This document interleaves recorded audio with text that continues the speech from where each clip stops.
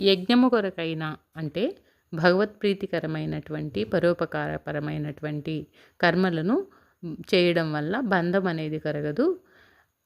అలాగా చేయడం వలన నీకు మోక్షం సిద్ధిస్తుంది అని 9వ శ్లోకంలో పరమాత్మ బోధించారు. 10వ శ్లోకంలో యజ్ఞముల యొక్క మహిమలను తెలియజేస్తున్నారు.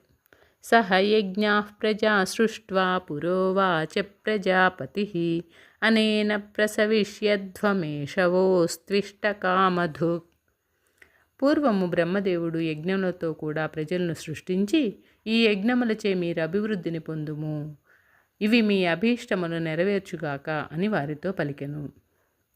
మనుషుడిని ఎప్పుడు భగవంతుడు సృష్టించాడో అతడితో పాటుగా ఈ బంధాల నుంచి విముక్తుడు అవడానికి కోసం సాధనోపాయంగా ఈ యజ్ఞాన్ని కూడా సృష్టిస్తారని ఈ శ్లోకంలో తెలుపబడింది. ఆహా, భగవంతుడు ఎంతటి కరుణామయుడో, ప్రాణికోట్లను తరింపజేయడానికి ఎంతటి కుతూహలం కలవాడో చూడండి. అయ్యో, సృష్టించబడిన ప్రజలు సంసార బంధంలో పడి జనన మరణ ప్రవాహంలో కొట్టుకొని శాంతి లేక సుఖం లేక తల్లదిల్లుతుంటారు.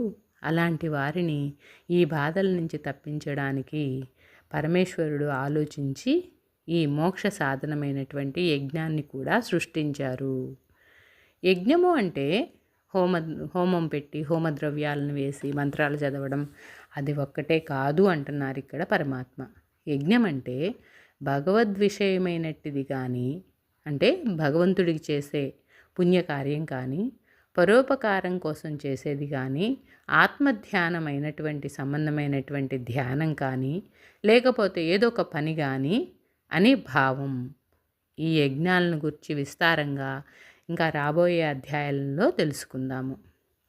ఇష్టకామదుక్ అంటే ఈ యజ్ఞాలు అనేవి కామధేనువు లాంటివి.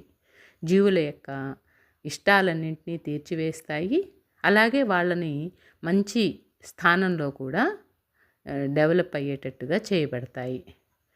జీవులు ఎక్కువగా అభిలషించేటువంటి దృక్కరాహిత్యము, పరమానంద ప్రాప్తి అనేవి ఈ యజ్ఞాల ద్వారా సాధ్యమవుతుంది. ఎవరికైనా ఒకళ్ళు ఆకలితోటి తప్పిస్తూ ఉన్నప్పుడు అన్నం పెట్టినప్పుడు ఆ తృప్తి అనేది ఎంత సంతృప్తినిస్తుందో మీకు అది చేసినప్పుడు తెలుస్తుంది. అదే పరోపకార సంబంధమైన యజ్ఞము. అదే పరమాత్మ ఇక్కడ చెప్తున్నాడనమాట.